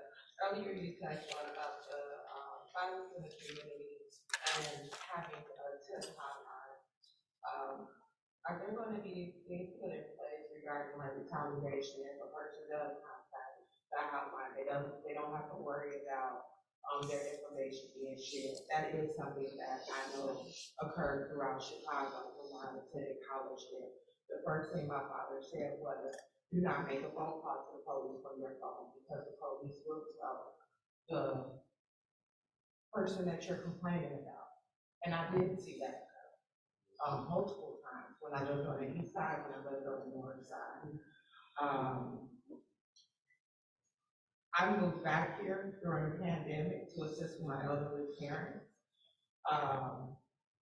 But one of the things I'm noticing is that one thing I didn't worry about coming up here, I grew up in Markham. And one of the things I never worried about was the violence in the community. Sunday night, there was shooting. Down the street, I'm going to my castle. They were just shooting. I haven't thought about anything. I'm a federal employee. I don't do anything of the nature. I speak to the young kids in the neighborhood, things of that nature. Even today, speaking with them and asking, are you aware of who's shooting in our community? You all talk to them. I see you all walking down this block every single day. What's going on over here? Because you have kids that live over here, you have elderly people that live over here that are not involved in anything. And for someone to just randomly shoot on the White Castle, down I'm like, what am I doing? Just randomly shooting at 10 o'clock at night. What is going on? You know, and what else can we do where there is not a fear of contacting the police? I can recall when I moved back here from Bronzeville in 2016, I'm aware of the different regentrification that is occurring in the city. Someone pulled out, if their car was faster than mine, they would have ramboed my partner and I off the road. I went to the police station. He told me it was my fault. I should not have beat my horn. And I was after my mother told me to go. Because I was like, well, based off of what I've seen, I'm not going to go. And she said, no, you need to report it. There was no report done or anything of that nature. My friend lives on Nottingham. I live off of Sawyer, and it's occurred on Spalding. My friend lives on Nottingham. 7 o'clock in the morning, someone's running through his gangway, shooting. He said the police came 30 minutes later, flying down the block. But he was so scared, dropped to the ground because the windows are low. But I don't sorry, ranch houses. Yeah. So he's scared because he said, you know, there's windows all in the back of my house. This is all along the skyway. He has his his elderly parent, and are so scared that they can't even sleep in their bed because someone started shooting over there, and there's no action being taken, even when he says they have contacted the police about it. You know, I'm not sure what all can be done. I know that there are speed bumps that have been placed to slow some of the individuals down. They're not really next to the school, so I figure maybe that's put in the community because That's more for speeding than it is anything else, which tends to lend itself to help if there's someone running that's doing shooting as well, but. I wasn't sure if that was a part of why with what I experienced. She was making a U-turn and drove past someone, and there's no telling what they did, bro. But for them to shoot at a female, just shooting. Yeah. Like that could have been any one of us here. Yes, and I just mentioned a little earlier, I'm not sure if you were here, and I was with some 60 mayors, and it's not even germane to Illinois. It's just all over the country. But what can be done, small things can still be done, in my opinion. You know, I'm not sitting here helpless because that would just make you that much more helpless, wouldn't it? Let's be realistic. So if I felt that I didn't have a clue of what we should do, then we should all leave. Everybody should move. So what's the point? The point is I know reasonably what we can control and what we can't. Do I care about what we can't control? Probably not, because I'm foolish enough to be the mayor. So what does that mean? Where am I going with that? I'm trying to tell you, first of all, I don't remotely tolerate some police officer, or any fireman, paramedic, or anybody else that would come back and you're going to have to go out with that. That if you're going to give somebody's information, we stopped that a long time ago. That's so, I would blow a gasket over something like that. First of all, it jeopardizes you and your neighbor. And further what it does, it pits you against them, and that would stop you from wanting to call. And we used to have policemen that would do stupid stuff like that. I think we've got officials that have been here on the police force that know that they've weeded tons of that stuff out. We've got leadership that don't tolerate it remotely. If they go over to a scene talking about something like that, or your neighbor called, they would blow a gasket, because they know what that does to you. It jeopardizes and threatens you. And we know that we've obviously got some lazy police officer who's trying to let you all work it out instead of him doing it. And they don't do that, because they know, because I'm telling you how I think. So I'm passing that on, and they get it. I'm grateful they get it, because if they don't, we got buses. Remember the bus ride? We do bus rides here. Right. So if you don't get it, then you can't, this ain't what you're cut out to be doing. You should not be here. So let me get to what I said earlier. And this maybe it'll continue. You have to call, because we have no way of knowing. You have to call. You have to tell us as best you can, confidentially. We'll keep that confidence. We don't want to jeopardize that. And it's not what we just do with the police. We need to know about regular ordinance and code violation stuff. See, because by the time you call the police, it's to another level. We need to know. That's why we don't let people barbecue in the front yard. Something's wrong with that picture. Wouldn't you agree? So I'll say 5 will get you 10 that somebody's barbecuing in the front yard knows somebody's shooting. That's just me. Okay? That's just a telltale sign. What else? Other things that you may have going on with your property. I didn't say you were shooting. I'm saying Let's go there, because I don't want to. Because they're going to say the mayor's accusing somebody of shooting. I don't care if they do anyway. Yeah, but then that's an issue. And so I get it. So that's where you make the phone call and we tell them how to use the backyard. Got it? That's what we do. So you let us start, and that pushes, because if you're going in the backyard, the mind changes about shooting and knowing shooters and them coming by your house. We have to deal with that. So we have to change the culture. We do that by reporting. Not by the time you call the police, it's at another level. So we're talking about the small things: loud music. Smoking marijuana is legal, but doesn't mean the whole neighborhood's got to smell like it. So go in your house. Don't do it. Don't put it out there for everybody. So it's different things. Your dog running loose and pit bulls and all those things. We have to try to make our neighbors better neighbors, or you call this standard living code of ethics to live, or you can move. You know, but that's how you help some of the shooting problem.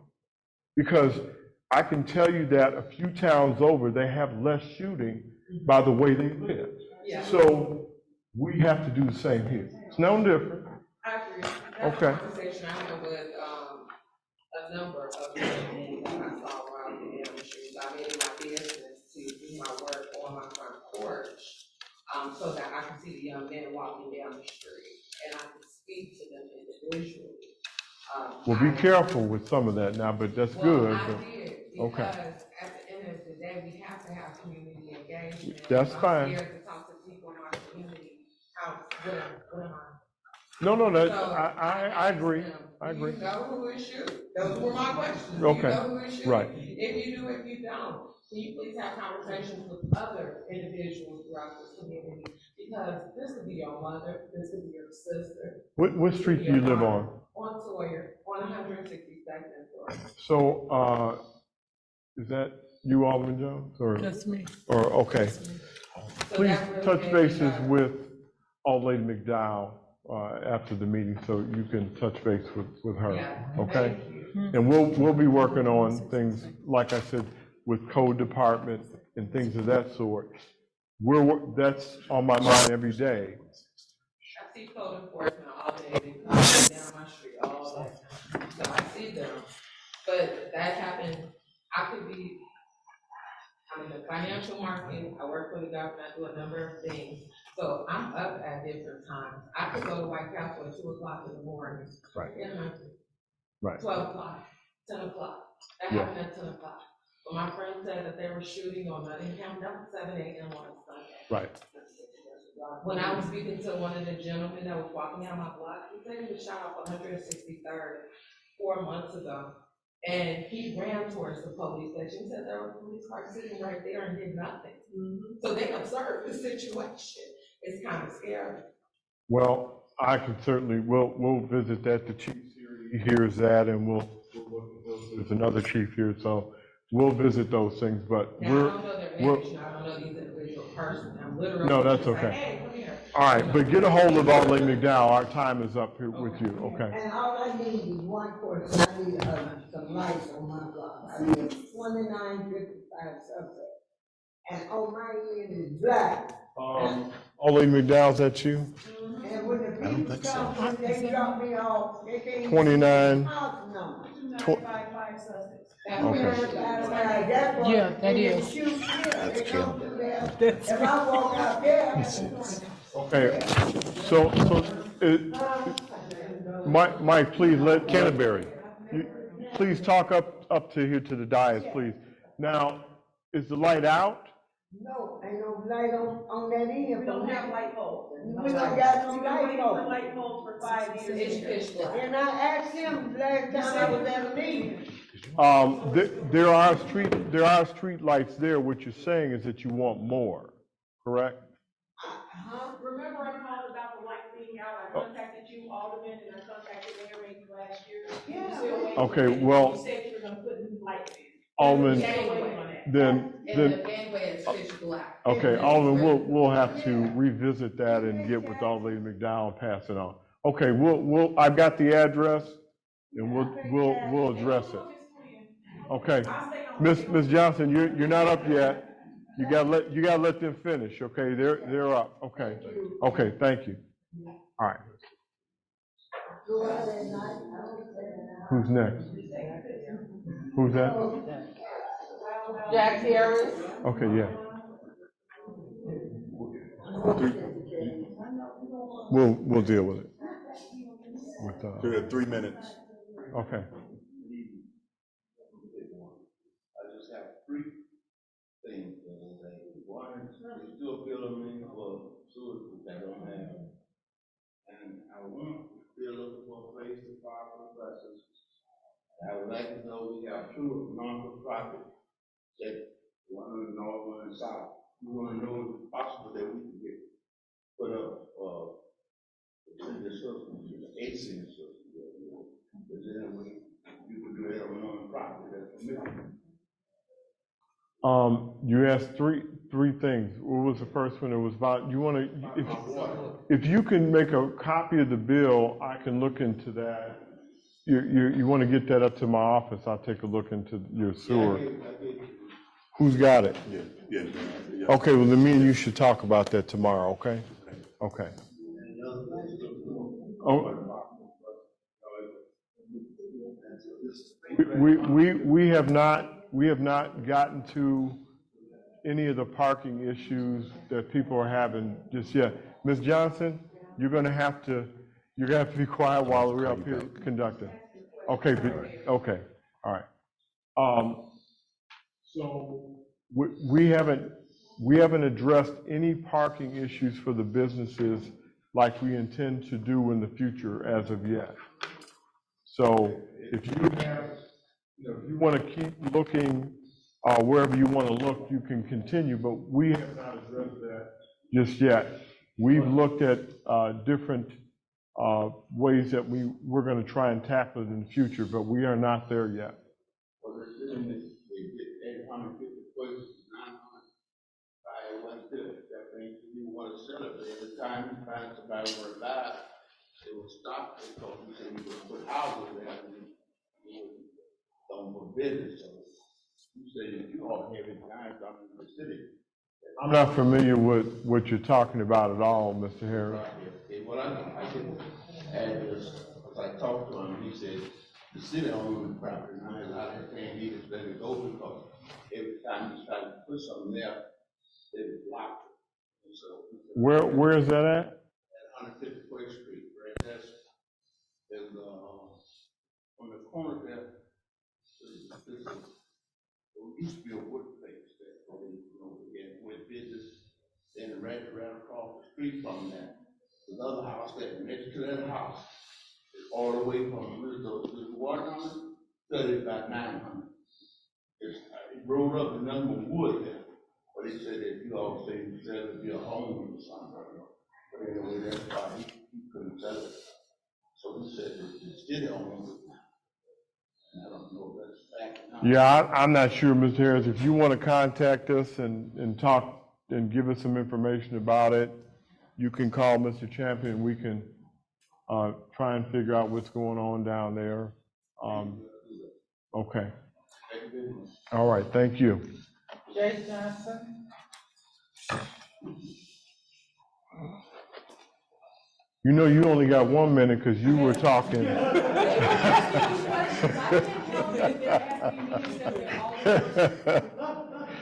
not the older person, Mayor, but you know I support all the people. All right. You have 60 seconds. So I think it's phenomenal that we have the Birmingham Township doing career guides and wellness clinic and things like that, something that we should kind of always have in existence, and I hope moving forward this is something that's permanent. The appeal of the taxes.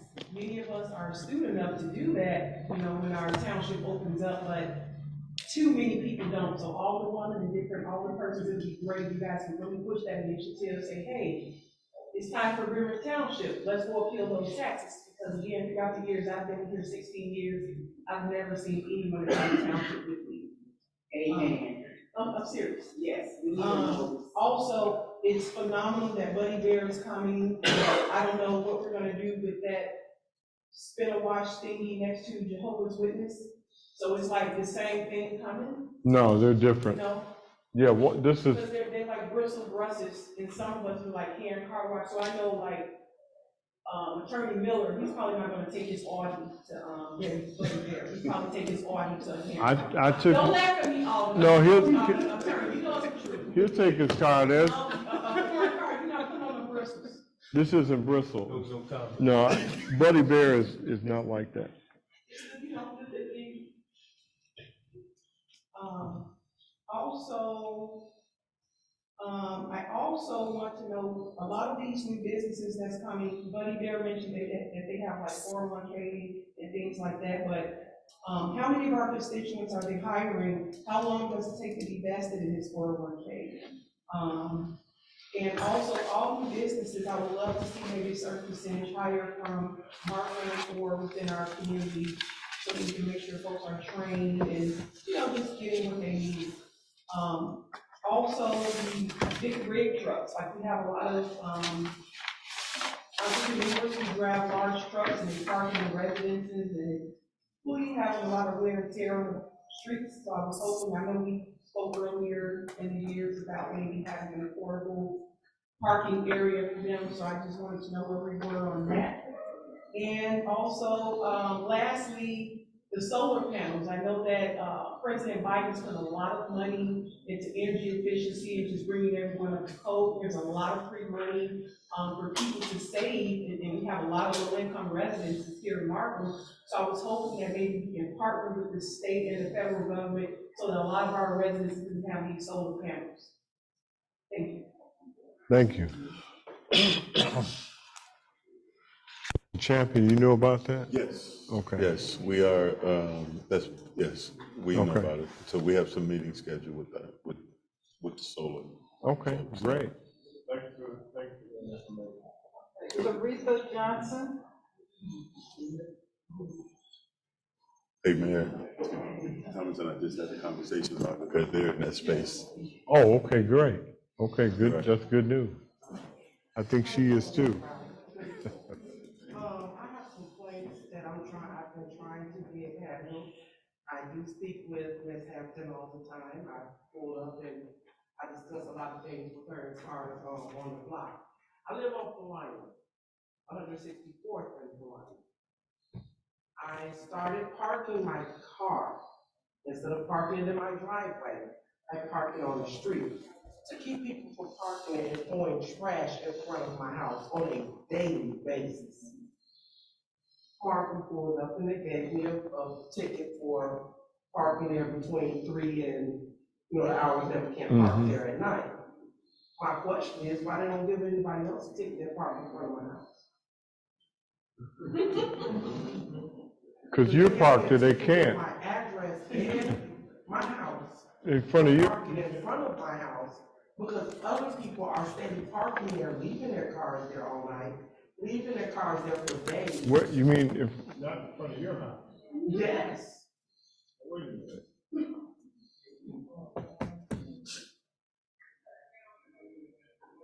You were parking there, so. I parked there, I started parking there when people kept pulling up and throwing trash out in front of my house. Right. I pick up at least 1 or 2 grocery bags a day of garbage in front of my house. Every day. That's a good question. All right, well, Everybody Please, pulls please up. now, you gotta let her talk. Everyone who pulls up, they just throw trash out right in that spot. In the area that I'm in. And I was complaining also about the lighting because once you get to my house, 164-29, and you go towards 165th, it's a blackout every night. There's no lights. No one has lights outside of their house to light the block up or anything like that. Okay, well, I will get with Old Lady Hampton about your parking and the trash issue and the lighting, so we can address that. I don't recommend parking on the street because that's prohibited, but we will try to address what's going on with the trash. You don't want to park there just to keep trash away. We'll have to figure out who's doing that. Well, you're gonna have to call us because they're gonna ticket you if you do. Well, you won't have to call us now because we're gonna come over there and check it out. So me and Old Lady Hampton will work on whatever that issue is over there with the police department and the code people. Okay? Go ahead, Old Lady. Yes, Mayor, I just want to say we had dialogue on this here quite a few times. I have taken the opportunity to actually address the challenges that are happening right by her home or whatever. So matter of fact, I had dialogue today, trying to make sure that we get a handle over this issue with the garbage And, again, I did have conversation, and I will share that information with the mayor and see how we can move forward, but I did have dialogue.